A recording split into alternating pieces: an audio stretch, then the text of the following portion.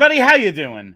Well, that's good. Welcome to PHLY Flyers. My name is Bill Matz. I am your director of fun and games on this beautiful Friday afternoon, Memorial Day right around the corner, and I am joined by my partner in crime. That's right, he's back. It is Philly's #1 hockey beat writer, Charlie O'Connor. Welcome back, Chuck. It's good to be back. I have returned for one show before the holiday weekend. It's always important to get that last one in because it's like, I worked. Of course, I've been at work.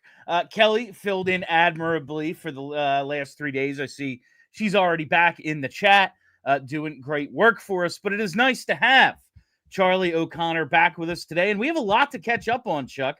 Some things have happened that I think we need the #1 beat writer's comments on. So we'll get right into it. But before we do, y'all got to hit that like button. Let's do it. Charlie hasn't been around to time you for a few days. I've been trying to remember to tell people to hit the like button. I forget often, but we need you to hit the like button so that we can continue to do this forever. All right. Chuck, it has been a few days here, but some things have happened. I guess the thing we led with yesterday, and Laperrière will not be back as the Phantoms head coach. It was a little bit of a surprising move in my mind, but see the Flyers moving forward with their coaching staff. Brad Shaw said he won't be back. We'll talk about him in a minute.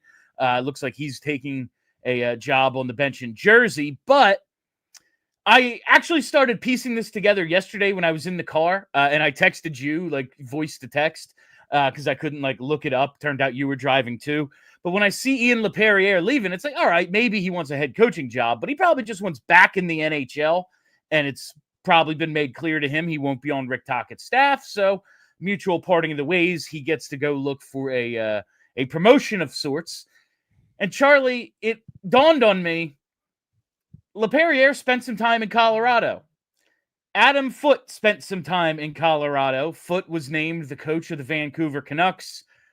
I connected these dots. I think that's where he's going to end up. What say you?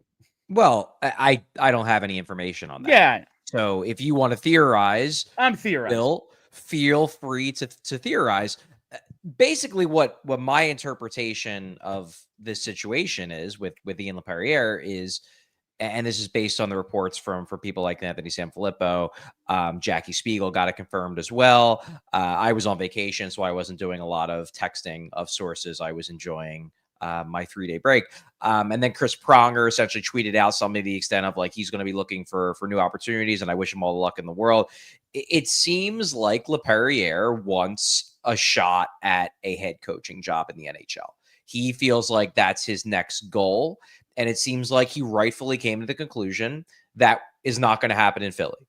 Obviously, Rick Tocchet has a 5-year deal, but my guess is that in the process, it became abundantly clear to Laperrière that Brad Shaw looks like there was a good chance he was the second choice.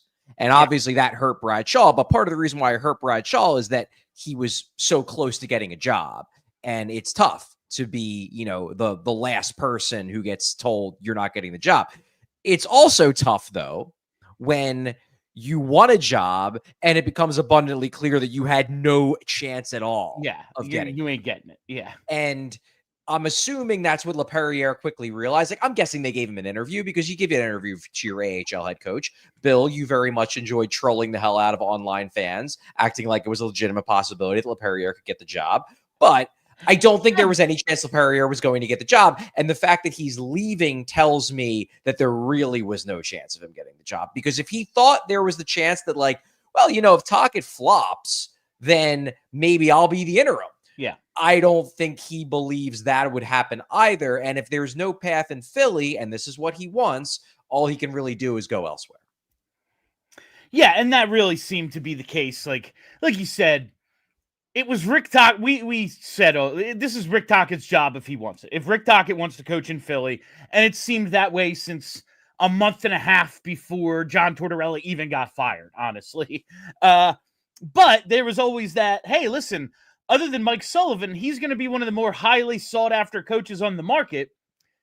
We do like Brad Shaw. We like the work he's done. We have him. He's a legitimate possibility. And you look at Ian Laperrière, and I said, even when I was mostly joking around about him, oh yeah, what if he wins the Calder Cup? And maybe that makes him a candidate. Maybe that makes him the favorite. One, they were never going to win the Calder Cup, so it wasn't Kyle Peterson had to take over in net for them. It wasn't a legitimate possibility. But I mostly was joking, but also I said they could think Ian Laperrière is a legitimately decent coach. They could have that opinion. I don't know if you can hire him. When we look at all the things that, yes, I am not the biggest Tocchet fan as a coach, but I am in the minority in terms of their target demographic. The people that they're trying to reach, by and large, seem to really, really like Rick Tocchet. Ian Laperrière, that would be a Luchenko over Buyum level. What are you talking about? Are you serious? Level disappointment. Maybe through no fault of Laperrière's. Maybe nobody could have coached those penalty kills to any success. But when I talked about, Tocchet's resume, all right, doesn't really impress me. You can explain away some things. All right, well, what's Lappy's? And there could just never be a realistic acceptance of that hire other than I'm a Flyers fan and I guess I just have to go, okay, they know what they're doing. And the organization hasn't earned that yet. So people would be furious. There was just no world in which Ian Laperrière, I don't even think being on the staff, let alone the head coach, was a realistic possibility. Yeah, and I want to preface this by saying, I had, positive interactions with Ian Laperrière. I've done multiple articles, multiple features on prospects down at the AHL level, and Lappy was nothing but, very forthcoming and very genuine, and I very much appreciate that. That said, there's Godspeed to him trying to go elsewhere and earn his way to get an NHL job. I wish him the best. There's nothing in his resume that tells me that, at least right now, and maybe if he goes and is the assistant coach for, a really, really good head coach and does a really good job, then he beefs up his resume. But right now, there's nothing in his coaching track record, NHL and AHL, that tells me he's capable of being a good NHL head coach. He was not a success. I'm not going to say failure, but you certainly could use that word if you wanted to. He was not a success as an NHL assistant. He coached a horrendous penalty kill for years. And then he went down to the AHL to be a head coach down there, which was a surprising hire to begin with because he'd never been a head coach in any level whatsoever. And I wouldn't say it was a disaster. It's not like the team was terrible, but I do think you could look at those rosters and say it should have been better, that those rosters should have done better than they did. Now, the Flyers thought very highly of him as a developer of talent. You can agree or disagree with that. I can tell you the organization did think highly of him for that reason, but you don't become an NHL head coach just by being a developer of talent. You have to be good at other things too. That's how you get a job as a development coach. That's not how you get a job as a head coach, even if you are, and again, that's debatable, but even if you are objectively good at developing, that's not this guy's a really good developer, we got to hire him as our head coach. So good luck to Lappy. I don't think negatively of him as a person, but there is an element of and maybe this is where the Flyers are coming from too, where Lappy's well, I want to go somewhere where I have a pathway to being an NHL head coach. And Flyers are kind of look, Ian, we love you, but where are you going to find that? You haven't done anything to put yourself in that spot, That's maybe he just gets a random hire as an NHL head coach and we all go, what? Huh? Okay. My guess is he is on either Adam Foote's staff or wherever Laviolette ends up. Yeah. And he works his way up from there. Someone with that connection where they know him as, one, the badass who took a puck to the face, two, a leader, three, a developer of talent, someone who is perhaps a little familiar with some of those skills. And then he's able to expand on them and build his way up to becoming, I guess, Frank Saravalli's ideal NHL head coach. Yeah, Saravalli always was on board with the Lappy to head coach training. He was the big insider who just kept pushing that. And it was always like, really? Have you been paying attention to what he's done in coaching roles at the NHL and AHL level? It was weird. And again, it's like, from my perspective, I'm sympathetic to Lappy wanting that kind of promotion. Obviously, how could you not? You want to be at the pinnacle of your profession. But I also look at it as, like, in my mind, the Flyers had taken a reach having him be their AHL head coach. Yeah. And that was very much a, like, should he really be the coach of the Phantoms? That's a pretty important job. And then for Lappy to kind of be like, I want a path to being the NHL head coach. And it's sort of like, look, I respect where you're coming from, but also what have you done to make yourself a viable candidate for that job? You haven't done an especially awesome job as AHL coach. You were not a success as an NHL assistant. I guess I just don't see it. And maybe hockey people see it differently, but looking at his resume, I don't see where the case is to be made that he is ready for that, Yeah, and like, fairly or unfairly, I think I will always judge him based on that clip of the Ottawa Senators in the cab or the Uber or whatever it was, just destroying their own penalty kill. And they're like, we have to be the worst, right? We have to be the worst. And they look it up like, oh, the Flyers are worse. Like, I will never, maybe it's unfair, but that's my go-to when I think of Lappy as a coach in the NHL. That's it. Yeah, and I remember, before we go to break or whatever, I remember in the famous Ron Hextall in the hotel lobby press conference after he got fired, because I was very critical going into that season, the season where Hextall ultimately got fired. I was very critical about keeping Laperrière as an assistant, and I was critical going into that season, basically saying, I don't see what in his track record tells you that he could be a good coach of the penalty kill. And then the penalty kill was terrible. And I remember asking Hextall, like, do you regret not making changes to the coaching staff? And I think I specifically said, and I'm specifically talking about the penalty kill in Ian Laperrière. And Hextall basically said, well, in retrospect, I probably would have. Chuck, where were you 3 months ago? Like, I was writing articles saying that you should make a change. Probably saying the exact same thing. That's where I was. We knew Bradshaw wasn't coming back, but now we know where he's headed. Looks like he is taking a job on the New Jersey bench. This hurts. My reaction to this initially was, oh, you'll work for Josh Harris. Good luck. But, the Devils do have some high-ceiling young defensemen that I would rather him not get his hands on for them to reach their potential. Now, listen, who the hell knows? Maybe these guys become stars with or without Bradshaw. Maybe Bradshaw had a good track record here, and it just so happens that's the way it went, but elsewhere it wouldn't have been as good. But I see him go to Jersey, and I think about what they have on that blue line, and I go, that's a tough loss. Listen, if you think Rick Tocchet is so good that it was worth it, you have to make the move. It's not like you can live in fear of, well, what happens? What if Bradshaw goes to a division rival? But I feel like it hurts. No, and look, I knew it was a real possibility if they didn't pick Bradshaw as head coach that he was going to leave. I was hoping he would stay as assistant because I think he's really good at what he does. But this does tend to happen. It happens where if you were the interim, you don't get the job, you go elsewhere. So that wasn't the thing that hurts. That hurts. But what hurts more is that he's going to the Devils. And I don't know, has it been officially announced? I know it's been rumored, it's been reported. Have the Devils announced this hire yet? I've kind of been off the grid for the last 72, 98-ish hours. Everything looks like reportedly still. Okay. So it probably will happen. Reportedly.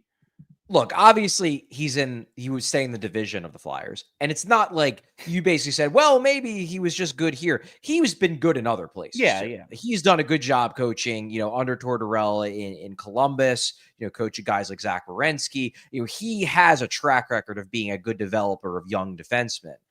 And he's got some, as you mentioned, some real high ceiling defensemen in Jersey. Like, it hurts that he's in the Metro because the Flyers will have to play the Brad Shaw coach defense quite a lot. But also, the Devils are a high ceiling team. And you look at the defensemen they have, the young defensemen. I mean, you've obviously got Luke Hughes. Okay. So he's a guy with a sky's the limit type of upside.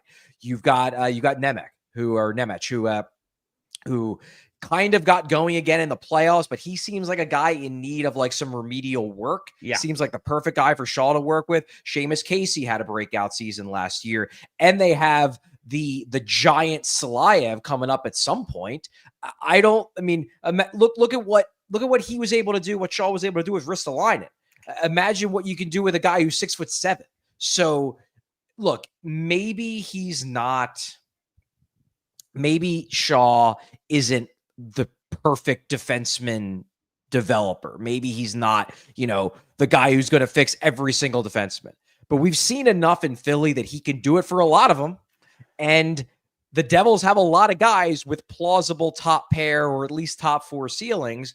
I, as a Flyers observer, if I'm in the Flyers front office, if I'm a Flyers fan, I would rather Brad Shaw not have the opportunity to work with those guys and make them real good and then have to play against them 5-6 times a year. No, there's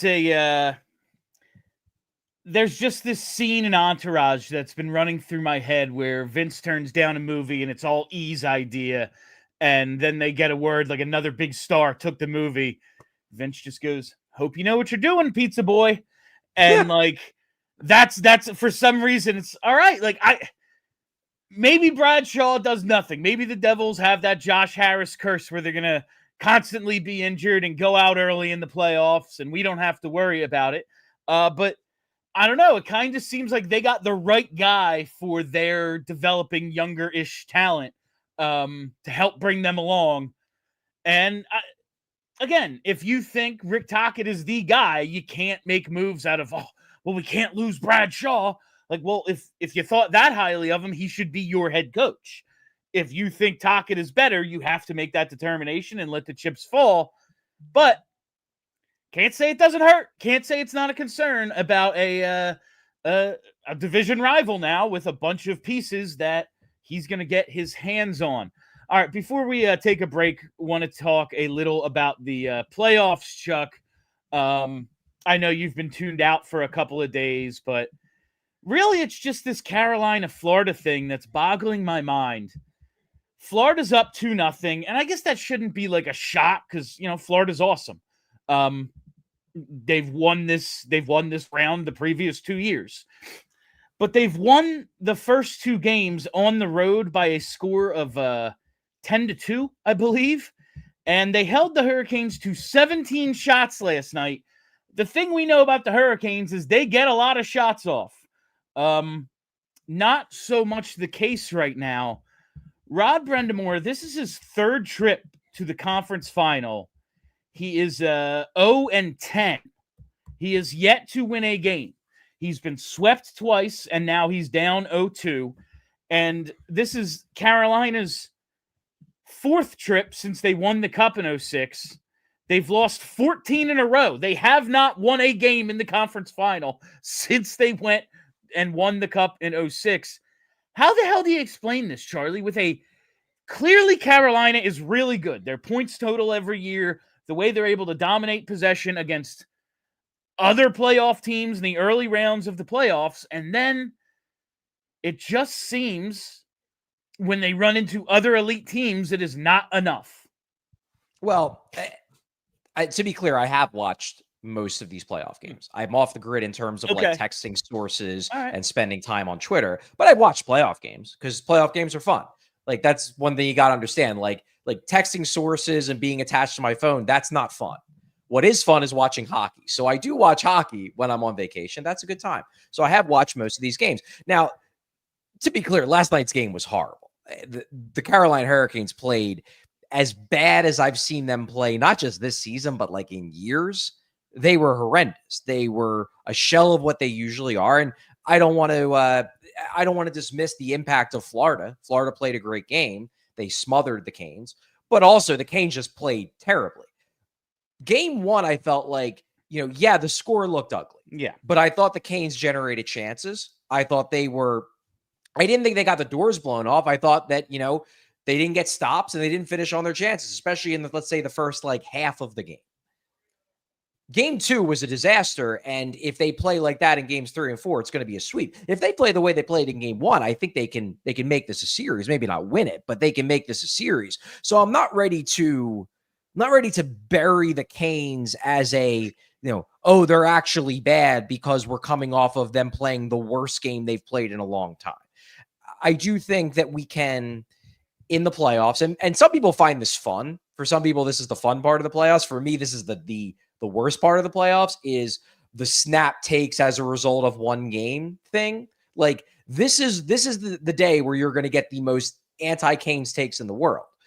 Then if they win game 3, suddenly the narratives change. And like, so for some people, that's fun. For me, it's like, well, maybe we shouldn't have lost our minds after game 2. Like, I go back to that first series between LA and Edmonton.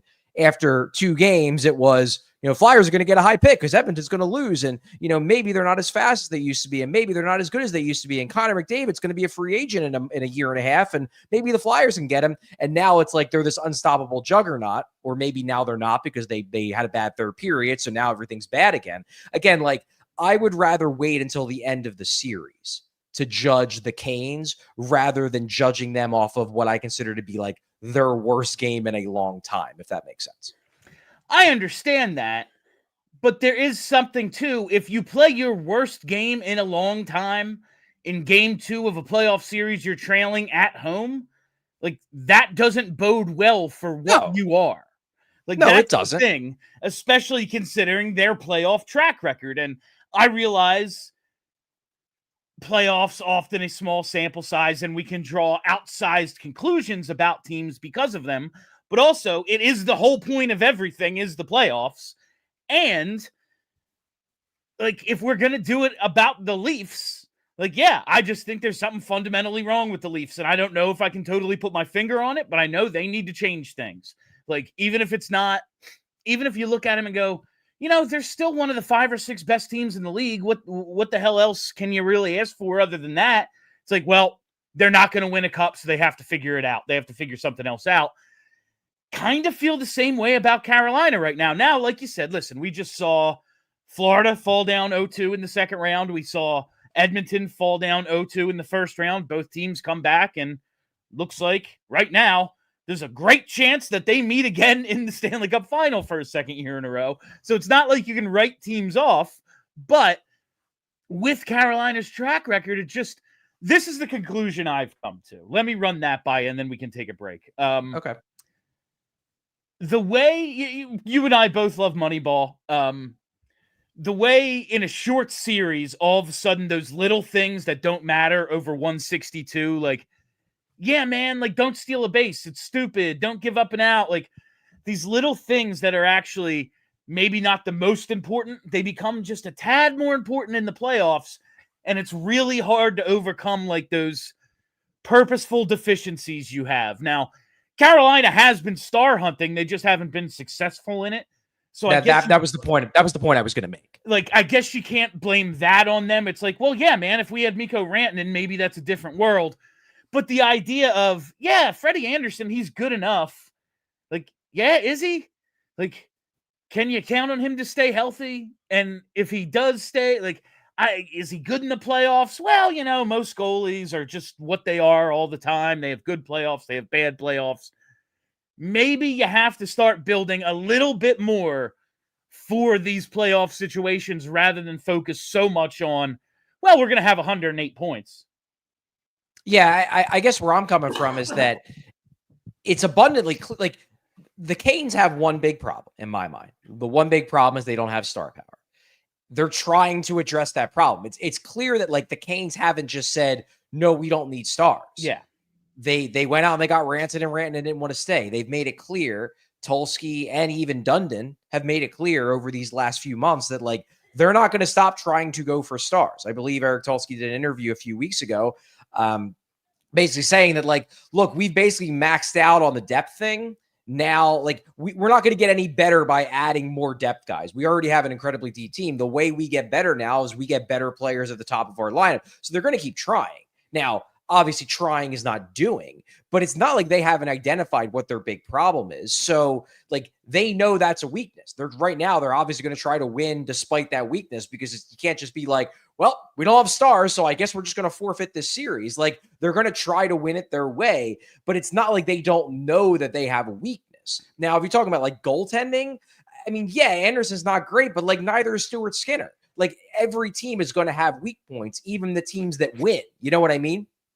Like Vegas won with Aiden Hill as their goalie. Like no team is perfect. They're all going to have weak points. And if you say like, well, in the playoffs, your weak points get exploited. Like, yeah, that's what happens when you play really good teams, but it's not like Florida doesn't have weak points too, you know? Yeah, but Florida just makes up for their weak points by elbowing you in the head. And it's like, well, now you have 2 weak points. You're concussed. Real quick, how freaking funny is it going to be when Mitch Marner, after refusing to waive his no trade to go to Carolina, signs there? That's going to be just the cherry on top of what was a great typical playoff Leafs run.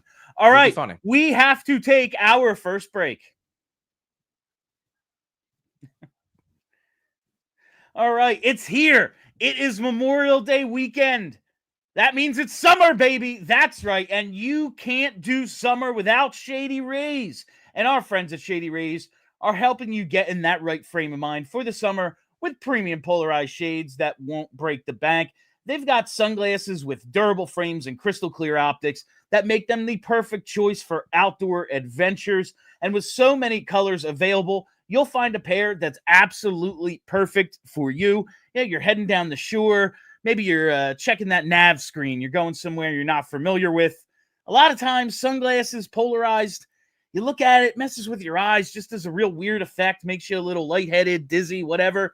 Does not happen with Shady Rays. For whatever reason, I look at my phone screen, whatever it is, with Shady Rays on, no weird effects whatsoever. And they have so many different styles that it is impossible to come away with anything but something you love from Shady Rays. And if somehow you don't love your shades, you can exchange them for a new pair or return worry-free within 30 days.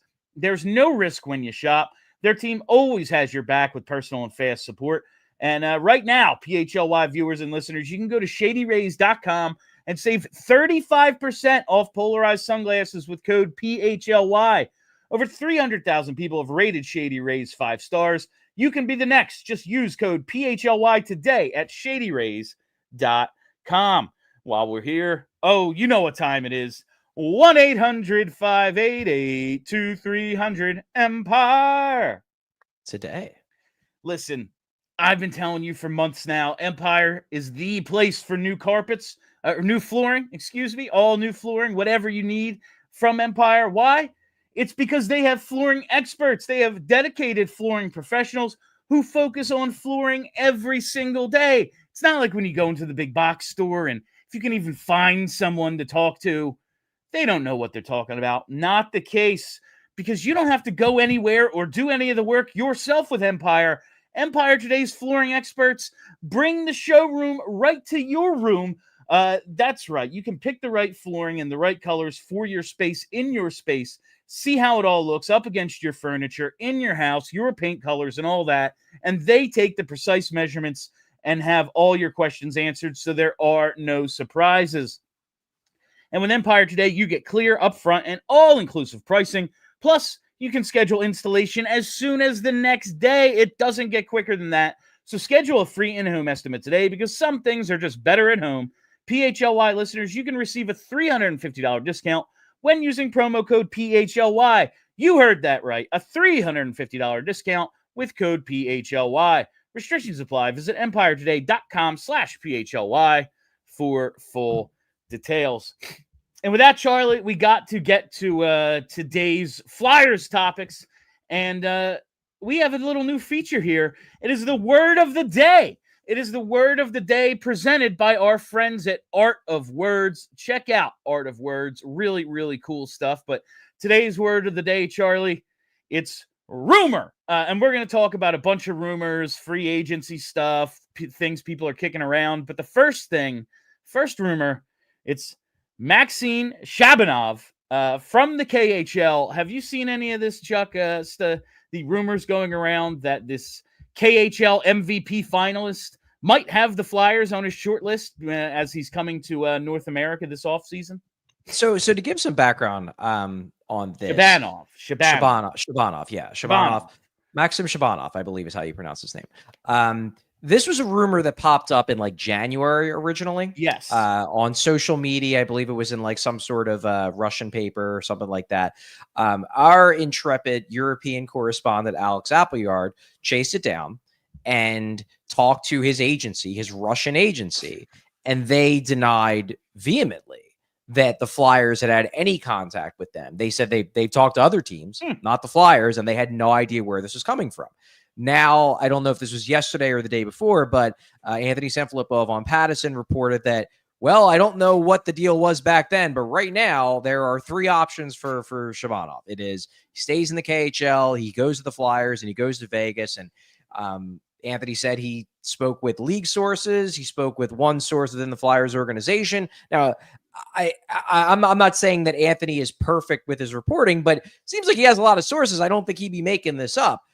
I checked back in with Alex Appleyard this morning, and Alex is still doing some digging, but it doesn't seem like he's hearing anything that different from what he heard back in January. Now, perhaps things, as he does more digging, maybe he'll hear something else, but it's interesting to me that, and I'm not saying that Alex is perfect either. Obviously, there's misinformation that goes on in this realm. Sometimes people, deny things, and then suddenly the next day it's, oh yeah, by the way, that was true, and he's signing. That happens. And we know how the Flyers like to do a lot of their dealings in the cover of darkness. That is true. But I guess I believe there's got to be something to it, because I don't think that ASF is just making stuff up. But I am intrigued that what Alex is hearing doesn't quite line up with what Anthony reported yesterday. Look, Maxim Shabanov is an intriguing guy.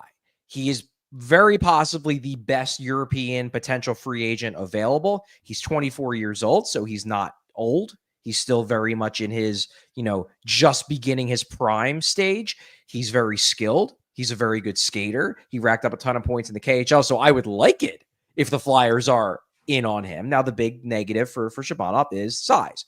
He's 5'8". He's small. Flyers do have a lot of small forwards already. That said, if you can get a high upside skilled scoring forward for nothing more than an entry-level contract, money, then why not? Give it a shot. See what happens. So I would be very much in favor of it. I guess I'm just, until I hear more, and I, again, haven't done any real checking on anything over the last few days because I was on vacation. Until I hear more telling me that this is a probability, a possibility, whatever you want to call it, I'm not going to get too hyped up about it, but I can tell you that Alex Appleyard is indeed on the case. It's just an interesting situation. Just in terms of those 3 options that ASF laid out. Like, I read something this morning that I Google translated from Russian that I believe was like their coach or their manager talking about where, what's he on, Tractor? Tractor. They lost the championship round in overtime in 5 games. And it was seemed like their exit interview day or whatever. And it was talking about the changes that are coming to the team. And it's like, yeah, well, we all know what's going on with Shabanov. Like, yeah, he ain't gonna be here. He's going to North America. Like, that was basically the gist. Like, well, 70% of our players are coming back. We have most guys under contract and stuff, but we all kind of know where this is going with him. He's gonna go check out the NHL. Like, so with that option, doesn't seem like he's going back to the K, at least in his own organization's mind. He will be headed to North America. And with the options with the Flyers, it's very interesting. It's interesting that we would be linked to a highly sought after free agent, maybe even on the short list with a team like Vegas, who is, let's face it, on everybody's short list, especially maybe a young, skilled foreign player. Like, yeah, where the hell else would I want to go? Like, oh, so you're telling me no taxes, live in Vegas, they're awesome. This kind of checks my whole list. This checks every box. So it's interesting the Flyers would be even mentioned alongside a team like that, but I think it makes sense. And obviously, it makes a ton of sense for the Flyers. Like you said, it costs them nothing except a roster spot and an entry-level contract. Yeah. And when I'm thinking about fit, one, obviously, yeah, man, let's get some Russian buddies for Matvei Michkov to play with. But two, especially with what we're hearing, and we'll talk about like Brady Martin and stuff next week at some point, probably. If the Flyers are going to maybe reach on a center, a forward who plays a more physical game, they become size queens a bit perhaps at this draft, especially with the 6th pick. All right, let's see if we can make up for that with some skill in another area. All right, maybe we overdrafted a big guy, but we also gave up nothing, no assets, and we got this kid who's gonna play all next year at 25 years old. I think he's an October birthday, so he's not 25 yet. Let's see if we can mix and match here and maybe bring in different skill sets and still satiate the need for, listen, we need more talent, but we also want to be able to play like the Florida Panthers one day. Like, basically, I think maybe it's a mix of both here. I like the idea of maybe doing that, especially since I've come to the conclusion they're drafting Brady Martin, Charlie. Oh, great. Well, I certainly have not come to that conclusion, and I certainly am hoping they do not do that. I am hoping for sun and preparing for rain. And listen, I bet you I'm going to end up loving Brady Martin. I bet you I'm the guy who's going to be like, actually, this is a great pick. Good job. But it seems like it's a bad pick at 6, and I am just prepared for it. That's what's going to happen. And if it doesn't, well, great. They did a good job. But going back to Shabanov for a second, to me, this is the perfect time in terms of where they're at organizationally to go for a guy like this. Because, look, it's not that I don't think that things like size and physicality matter. They clearly do. We're seeing it with Florida. I just don't want to put the cart in front of the horse here. To me, it's like, get the 10. We're going to get into this conversation, I think, in a little bit when we talk about another debate that's going on in Flyers online world at the moment. To me, it's like, you get the talent. Let's focus on getting the talent before you get the guys you put under the talent to play the physical game that is so tough to deal with in the playoffs. It goes back to the concept of playoff Risto. Well, you got to get Ristolainen because you need those kind of guys in the playoffs.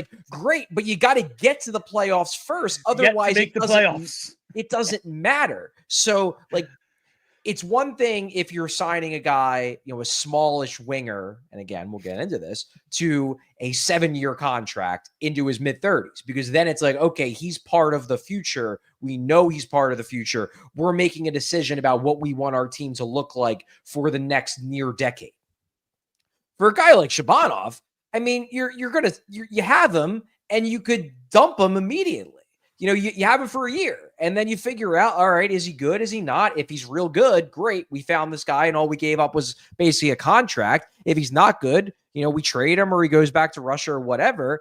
If he is real good, if he's not elite, but good, then okay, well, we make a decision between him or Bobby Brink, whatever. So to me, I don't even think size should play a role of deciding this at all. I would not, let me put it this way.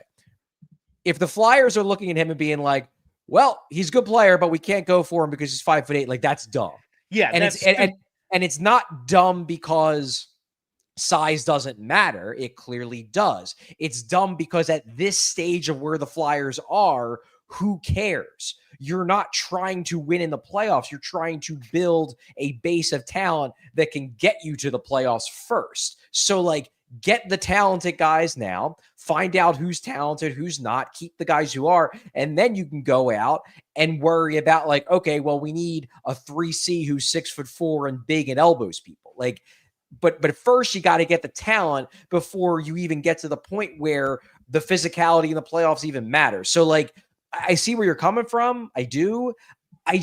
I don't think it's relevant for where the Flyers are now. Now, where the Flyers might be in 4 years, if the Flyers are a team that 4 years down the road can't get past the second round, then yeah, maybe a 5'8", 24-year-old isn't the kind of guy you want to add.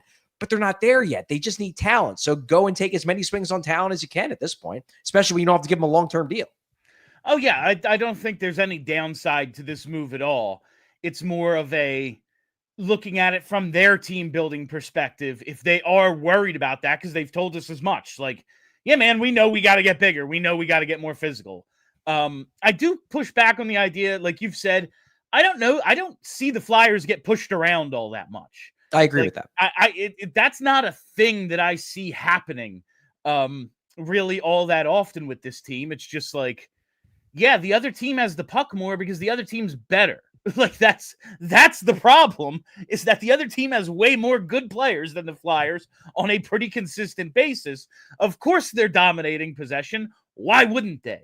But I think there's no downside to this move. But like you said, it's just a rumor right now. We will see. And that is our word of the day, presented by Art of Words. It is rumors. And before we get into some of the other things, we have to take one more quick break.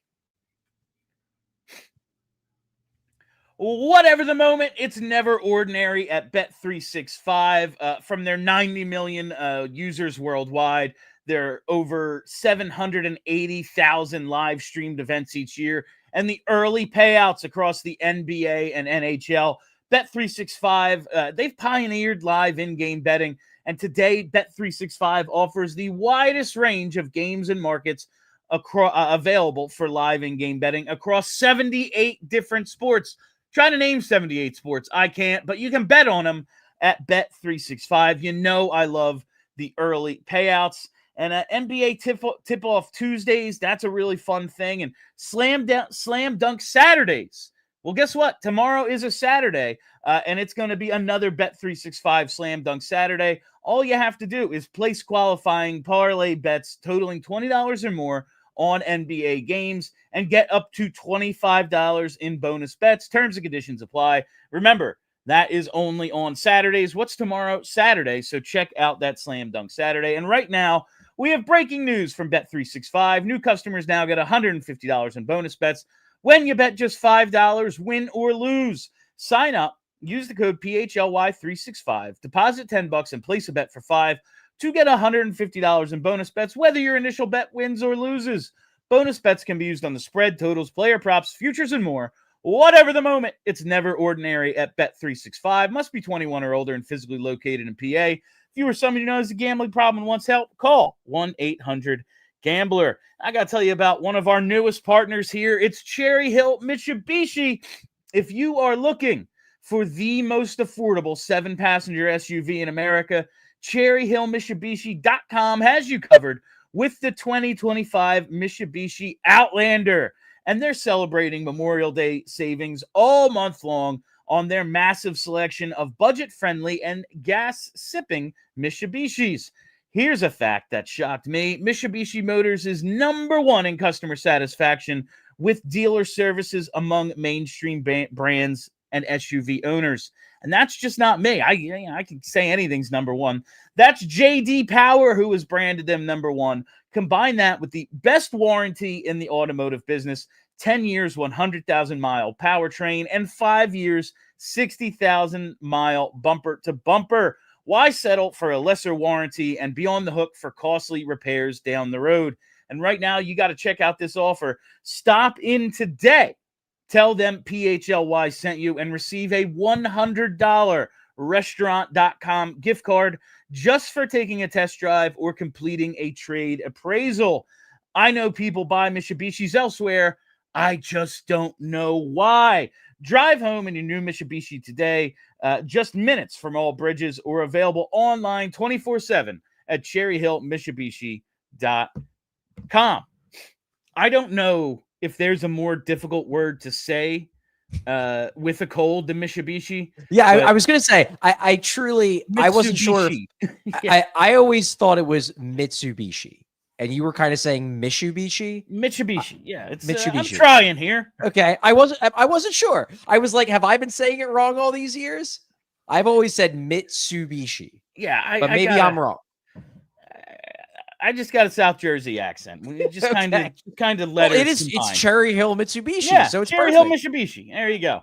Hit the like button. There's like 500 people watching live right now. Hit that like button. If you like the way Bill says Mitsubishi, hit that like button. If you don't like the way Bill says Mitsubishi, also hit that like button. Yes, I am powering through this devastating cold right now. I am basically Matt Tkachuk playing through. I think my guess is is some sort of core muscle injury with Tkachuk, but I'm basically him right now, powering through because I have nasal stuffiness. All right, Charlie, let's get to the thing that you wanted to get to today, and it's been all the buzz on Flyers social media recently. The idea of signing Mitch Marner. A lot of free agent options. There's decent class about it's okay. It's not the one allegedly that's going to hit the market next year, but guess what's not going to happen? Most of those guys hitting the market because it's the NHL. And the cap is going up a ton, allegedly. But there's some big names, chief among them, Mitch Marner, and there has been great debate about whether the Flyers should pursue Marner, even to the point that Kevin Kurz wrote an article about it yesterday or today or something. Charlie, your thoughts on Mitch Marner in Orange and Black and just this entire debate? Well, look, this has clearly been a topic of conversation all week ever since the Toronto Maple Leafs loss. Yes. Because then it became clear, like, well, they're going to make changes. And then Mitch Marner did nothing in his exit interview to disabuse people of the notion that, like, he wants out. And honestly, can you blame him? A lot of past tense in the things he said about the Leafs. Yeah, the guy is not well liked at the moment there by a lot of fans. I think he's just sick of being bothered constantly. I mean, people yelling at him for signing a big contract. Like, yeah, you wouldn't try to make a lot of money. Sure. If you were negotiating a contract with your employer, you'd be like, nah, I'm good. I'll take less just because I want the company to do well. Like, no, like all these people who yelled at Mitch Marner for signing that contract, you're insane, dude. Get as much money as you can. Fair enough.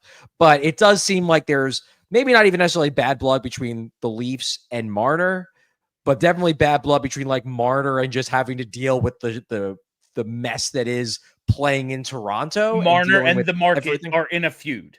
Yes, exactly. So it does seem like Marner is probably going to sign elsewhere. And ever since then, the big topic of conversation in Flyers Twitter has been, should the Flyers be the team to sign Marner? There was I believe it was like one of the betting services. I don't think it was Bet365, but it was another one of the lesser betting services, put up odds of where Marner might end up. And that betting service had the Flyers second on that list.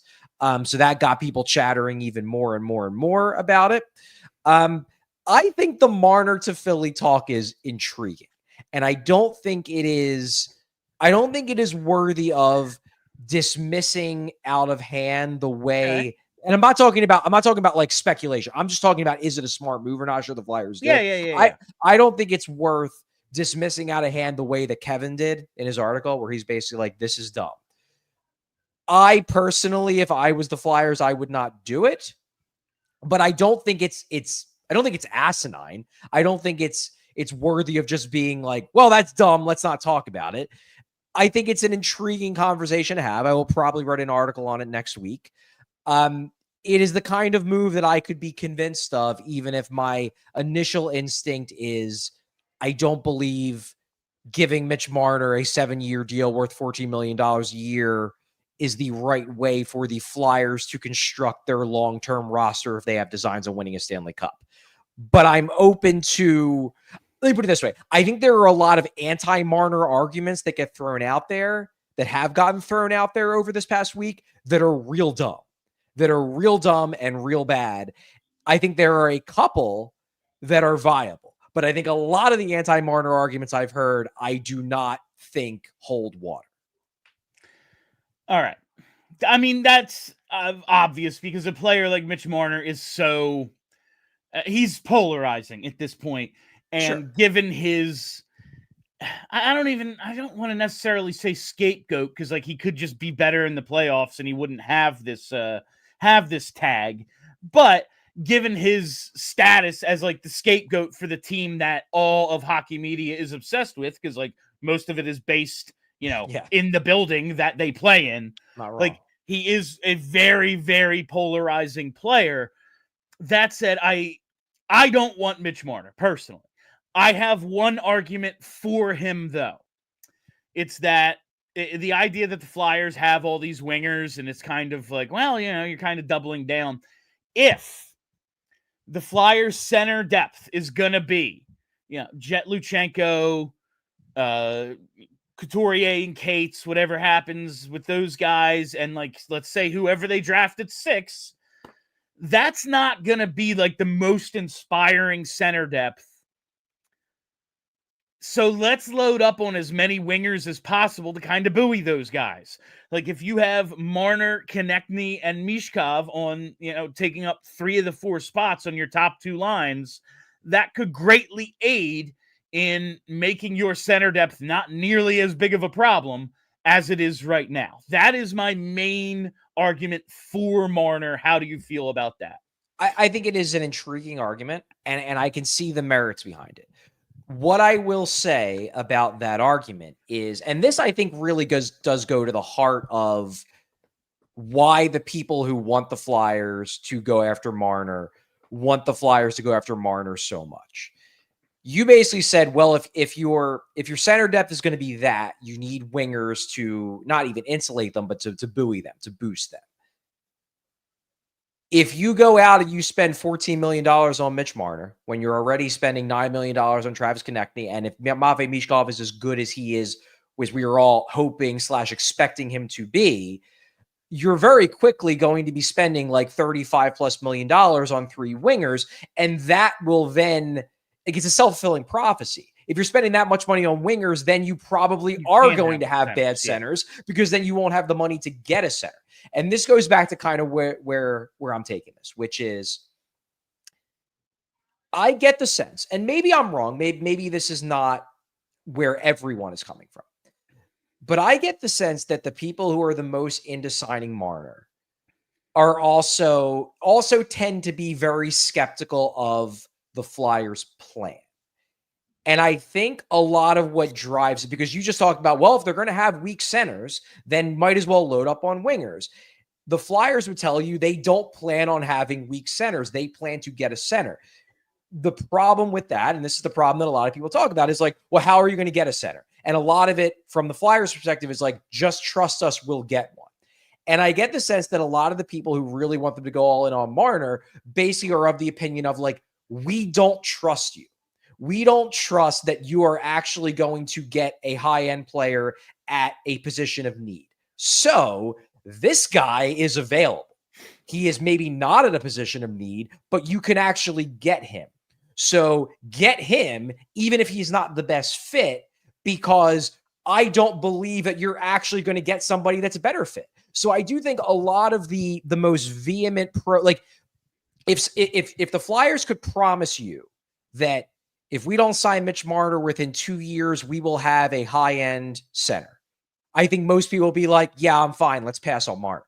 But I think that if you don't believe the Flyers either will or can get players that fit better, you're going to look at it as, well, just get the square peg and try to fit him into a round hole, because I'd rather have him than no one. You know what I mean? No, there is definitely an element of that, and I think it kind of goes along with your accumulate talent, figure it out from there idea. And while there can be varying degrees of, well, why do that? And now you're in a position where you have to trade someone. It's like, you know what? It really worked for Florida.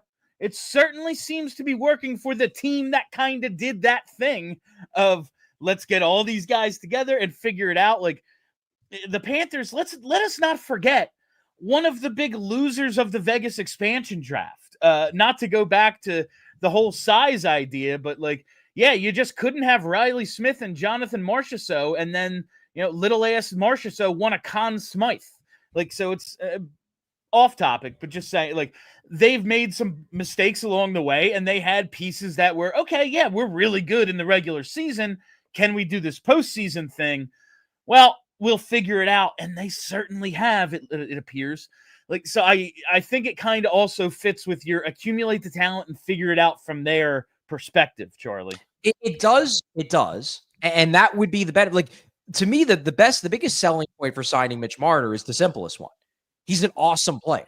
And like, that's where I disagree with a lot of the anti-Marner arguments, where it's like, well, he's not good in the playoffs. Like, he's not been amazing in the playoffs. I don't think I would say he's been bad.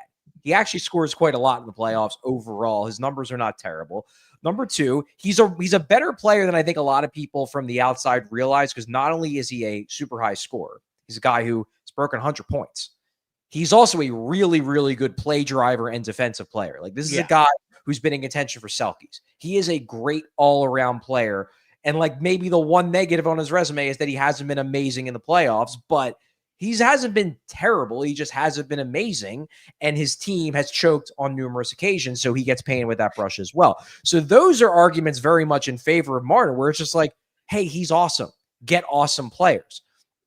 I do believe if the Flyers were to sign Mitch Marner, the Flyers would A, immediately be more relevant in the NHL. B, I think if they got anywhere remotely close to half decent goaltending, they're probably a playoff team next year if they do it. Because you pointed out Florida, you're like, well, Florida just got all the talent and they figured it out later. That is true, but they got a bunch of guys who were different from each other. Yeah, you know what I mean? Like Barkov is not Tkachuk. Tkachuk is not Reinhart. Reinhart is not Verhaeghe. They got a bunch of dudes who complement each other from a skill set standpoint. Like, they play different positions, they play different styles. And I'm not saying that like Marner, Konechny, and Michkov are carbon copies of each other. They're all different in ways, but they're all wingers and they're all smallish. And I just don't know if I'm skeptical that if your top three, maybe your top three highest paid players, or at least 3 out of 4, maybe you could afford one more big name guy, whether it's a defenseman or a center, but that's about it. I'm not sure you win if you you might win in the sense where like you get to the playoffs and you maybe could do well in the regular season, win around. I don't know if, and I'm not even talking about necessarily the size. I just don't think teams that are too stylistically redundant, especially at the top, have much of a chance of winning titles because they're just easier to defend. That's my personal opinion. And I worry that a team that has Michkov, Marner, and Konechny just would be like, oh, just have them play against a team with big defensemen and they're cooked. You know what I mean? Yeah.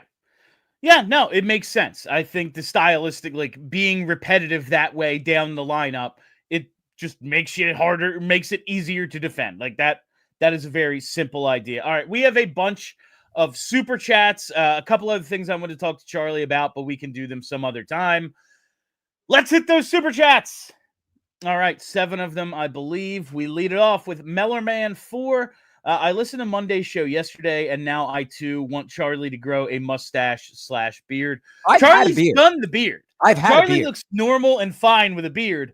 I want to see Charlie go mustache, but I don't think it's ever going to happen. Unlikely. Yeah, I think it would be a great look. All right, from D Phil 9. Would you rather package assets to move up to 5 to ensure we get our guy, maybe the Utah pick, or get back into the teens and potentially get McQueen? I don't know how interested I am in moving up one spot. If who would our guy be there? That is definitely the way we've broken it down. I just don't think like there's a big difference between whoever's going to go 4, 5, and 6. I would personally agree. Let me put it this way. If they were to do it, I wouldn't hate it. Like, let's say the Flyers look at it as, okay, we're not getting Matthew Schaefer or Michael Misa. We want to come out of this draft with a guy who we think has 1C potential. Porter Martone is a winger. Anton Frondell, maybe they're not that high on, and they want to jump to 4 to guarantee getting one of Caleb Desnoyers or James Hagens. I would get it. Like, maybe the better move is just to sit there at 6 and take Anton Frondell because Frondell has enormously high upside given his incredible production at his age in the Allsvenskan. That's justifiable. But you know what? If your scouts tell you Anton Frondell is a second-line winger and they tell you that, well, Porter Martone is just a winger, and if you want to get your 1C, you got to move up to 4 to guarantee one of Desnoyers or Hagens, and your scouts love both those guys, I would get it. I would get that move. That said, I am more excited about the idea of taking the best remaining guy of those next four after Schaefer and Hagens, after Schaefer and Nisa at 6, and then using another pick to jump back up in the teens and take a guy like McQueen if he slips. That's a more exciting proposition to me. But I would get the idea of jumping up, say, to 4 and ensuring that you get one of your center guys that your scouts are certain. And I don't know what their scouts think, but if your scouts are certain that, like, if you trade up to 4, you will get a guy with 1C potential, then I'd get it. I would get it. We are headed to overtime. We are in overtime right now. Go to allphly.com to continue the show if you're a TV viewer. All right, our next super chat is from Yogi. What's up, Yogi? Yo, guys, first-time caller. How do you feel about trading up a bit for Carbonneau? I don't know how people bring up Martin and say Flyer and not Carbonneau. So this is Justin Carbonneau. I like Justin Carbonneau. He's a pure winger, and he's got a lot of talent. There are definite negatives about his game that I've seen. He can be a little bit of a puck hog. There are some, I wouldn't say character concerns, because I don't believe there are character concerns, but there are concerns about maybe his hockey IQ, that he forces passes, but the skill level is very high. He can make plays. He's got talent. He reminds me a little bit, and I don't love the comparison because of the comparisons, well, not the comparisons, but just like the baggage that he came with. He reminds me a little bit of Trevor Connolly if Trevor Connolly wasn't a jerk. Like, yeah. Trevor Connolly slipped last year because he had things in his backstory that, like, were not good, that he did not treat teammates well. But stylistically, I see some similarities, and I like Trevor Connolly as a player. He was an intriguing draft prospect if you set aside the fact that, like, there were serious character concerns. Carbonneau reminds me a little bit of that, except without the character concerns. So if the Flyers were to take him, were to jump up and take him at 12 or 13, I like him as a prospect. That's intriguing. I feel like if the Flyers don't trade up, people are going to be very, and not from 6. Maybe they stay put at 6. I got a question today about someone, San Jose's taking calls at 2. Yeah, sure. If you can get the second pick and get Michael Misa, awesome. Sounds great. But I feel like if they don't use all their other stock to trade up at some point and move from the 20s to the teens, there is going to be major disappointment, Charlie. You know what? The way I look at it, Bill, is fans are probably going to be disappointed regardless. So, you know what? Flyers, look, trading up would be fun because it makes our job easier and it gives us stuff to talk about. But I will always say, like, don't make moves just to excite the fans. Make moves because you think they're the right moves. And if they're the right moves, they'll excite the fans, because then the team will be good. Personally, because obviously Edmonton's going to win the cup and we're going to have the 32nd pick again, I would very much like that used to move up so we don't have to wait around for the entire draft party again, only to get to the very end and go, oh yeah, they ain't making a pick. I would really appreciate that.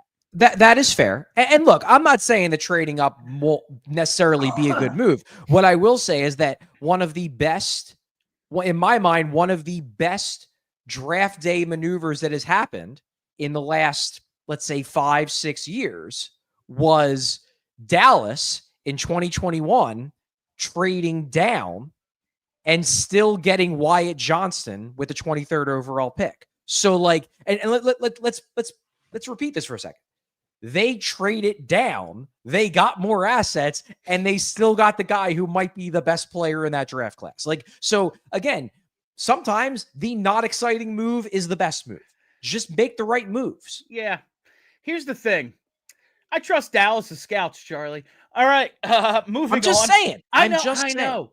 As a concept, I very much agree. When the Eagles trade down, I go, Howie's done it again. If the Flyers trade down, I'm going to go, this was a mistake.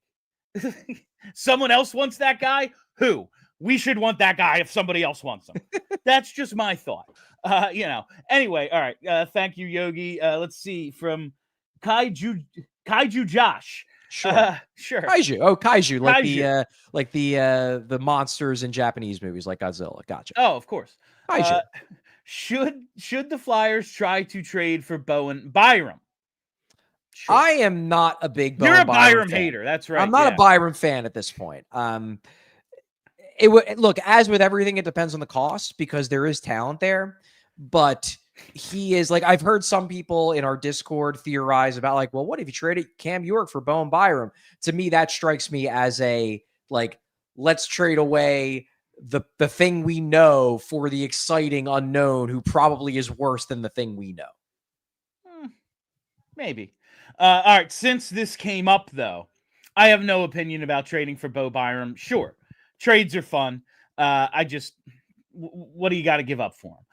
But since we're talking about a trade with Buffalo, I got to bring this up to you, Charlie. I have decided the Flyers goalie situation, I want them to trade for Ukko Pekka-Luukkonen. It's a fantastic name. It is. What do you think about UPL in net for the Flyers? I wouldn't hate it. Now it's a little overpriced with his contract. On, like, if we're taking on the full contract, it's like, yo, we're not giving you anything. And if they're going to cover some of it, okay, I'm willing to give up something, but obviously price dependent.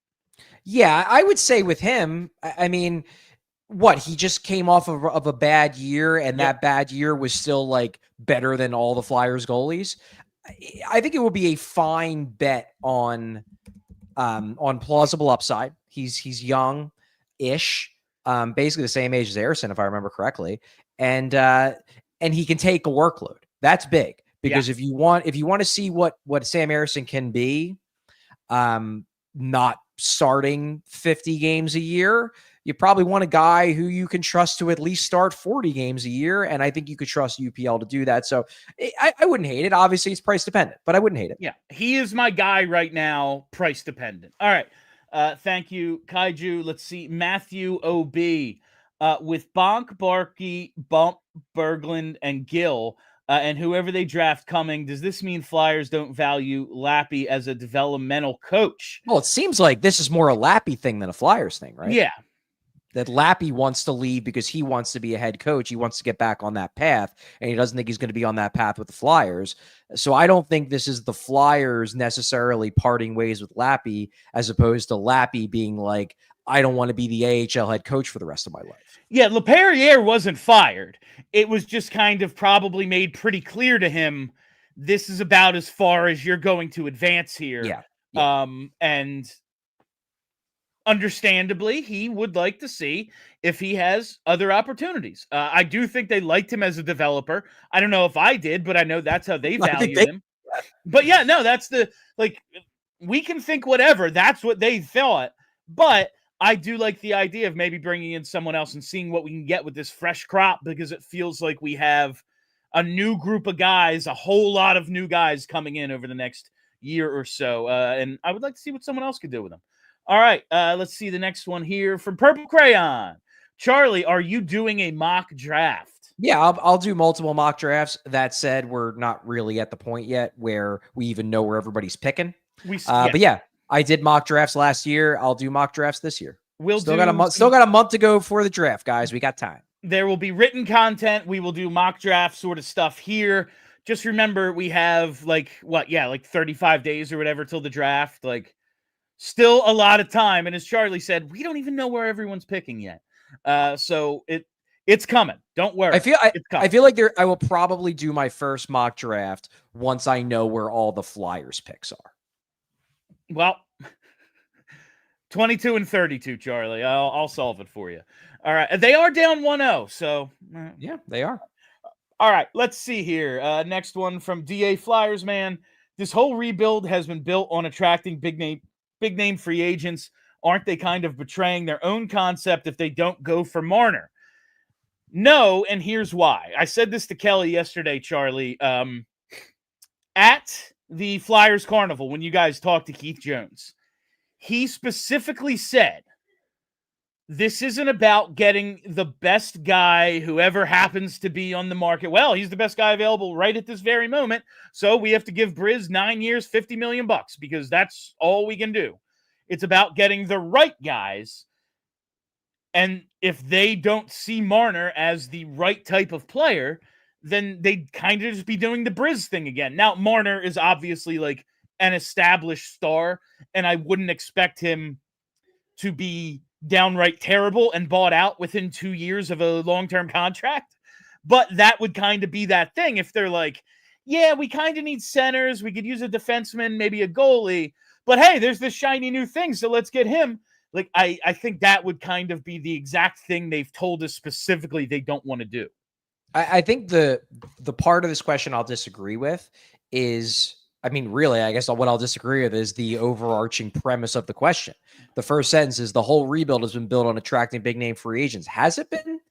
I mean, it's obviously part of it. They want to eventually go out in free agency and convince players to come here. But they also, I think, want to make trades.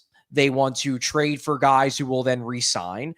It's not like the UFA route is the only way that they are going to add talent. If anything, from my perspective, I much prefer trades to free agency because Sure. I think you get guys who are more in the heart of their prime via trade versus free agency, where you got to sign a guy who's 28, 29, 30 years old to a 7-year deal to get him. And then you get him on the bottom, the downswing of their career. So for me, like, is free agency a part of it? Of course it is. They want to go out and they want to show that we're still the Flyers. We can convince people to join this team. But the idea that the whole rebuild has been built on attracting big name free agents, I think that's overstating the fact that, like, this isn't just about getting the big name UFA. There's other ways that they can use to get talent.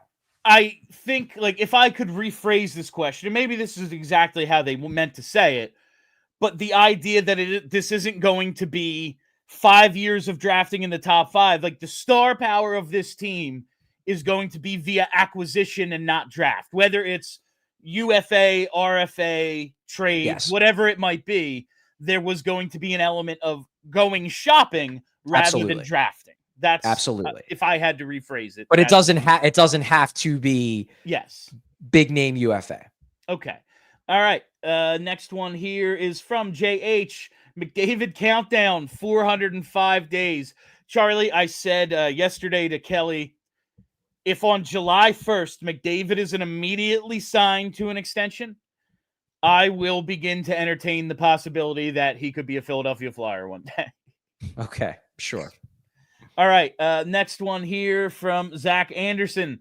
Does signing Marner help attract other UFAs? No, I don't think so. There's so much cap space. Well, this is 2 reasons. Number one, exactly. If you give him $14 million, that's less money you have to attract other UFAs. Number 2, like, UFAs want to join a team that wins. Now, if Marner makes the Flyers win, then sure. But there's a step in between. It's not like, well, they got Mitch Marner, now I want to sign with the Flyers. It's, well, they got Mitch Marner, and then they got to the conference final, now I want to sign with the Flyers. So I think, like, it could play out that way if the addition of Marner makes the Flyers good. But I don't think that UFAs are going to be like, well, I wasn't willing to give the Flyers the time of day, but now they have Mitch Marner, so I'm joining. Like, there has to be the actual on-ice results before you're convincing other UFAs to sign with you the way, like, Chicago did in the mid-2010s, where they were getting Brad Richards to sign to, like, a $2 million deal because he wanted to win a cup. This is the exact comparison I made yesterday. All right, next one here. Is that it? Oh, no. Okay. From Devin93. In games 5 to 7, Marner has no goals, 7 assists in 20 games. Yes, this was a stat I heard. I think it was on Chicklets or something. But yeah, that's wild. Overall, I think Marner is a point-a-game player in his career in the playoffs. In games 5 through 7 of a series, he has been a no-show in terms of point production. I realize that's a crazy sample size, but 20 games is a decent number of games. Yeah, I guess I'm just skeptical of making sweeping generalizations based on a subsection of a sample size. Like, oh, so games 1 through 4 just don't matter. Like, it goes back to the whole, like, Carolina thing. Like, oh, like, Carolina sucks in the playoffs. Oh, so, like, they in the first two rounds just don't matter. Like, we're just throwing those out the window. Like, oh, games 1 through 4, like, they don't matter. Guess what? If you don't win a game and if you don't win any of games 1 through 4, you never get to games 5 through 7. You know what I mean? I would say they matter specifically more for the Leafs because they only play 7-game series. I'm pretty sure. That's fair. All right. Let's see this next one here from Zach Anderson. They jumped to number 4 to pick Martin. That would be very funny. That would be wild. That would be insanely funny. I really kind of hope that happens now. Not for the good of the franchise, just because we'd probably have to start doing 2 shows a day. Let's see what the next one is here. From Linden 49, Memorial Cup starts, nerds. Happy holidays all. Yeah, the Memorial Cup, does that start tonight, Charlie? I have no idea. I have no idea. I guess Linden does. Got quite a few players though to pay attention to in the Memorial Cup. Obviously, Oliver Bonk, Denver Barkey's healthy again. Cal Desnoyers is in it. I believe Spencer Gill is healthy again. So he'll be playing for the home team in the Memorial Cup. So quite a few players for you to pay attention to if you want to flip on the Memorial Cup, if they even air it in the US. Unclear. But we have some listeners and some viewers in Canada. So I assume in Canada, it's very easy to watch the Memorial Cup. I'm sure it is. And I believe that this is the last one. Yeah, that is it. Hey-o. So that is all the super chats. And that is all the time we have for you on this fabulous Memorial Day Friday. Thank you all for listening. Thank you for hanging out. If you haven't already, hit that subscribe button. Follow us right here on YouTube. Set that reminder bell so you never miss a live show. We are off on Monday, but there'll be something. I believe me and Kelly's extra mailbag that we did following a show earlier this week will air for you on Monday. But set that reminder bell. You'll never miss a live show. And make sure you like us. Hit like, damn it. We need the likes. All right, follow us on Twitter at PHLY_Flyers. Follow the Blue Sky as well. And follow the podcast. Wherever you get those, just search PHLY Flyers. That's it for us. I am Bill Matz. That is Charlie O'Connor. Till next week, let's go Flyers. We all silly like the mayor.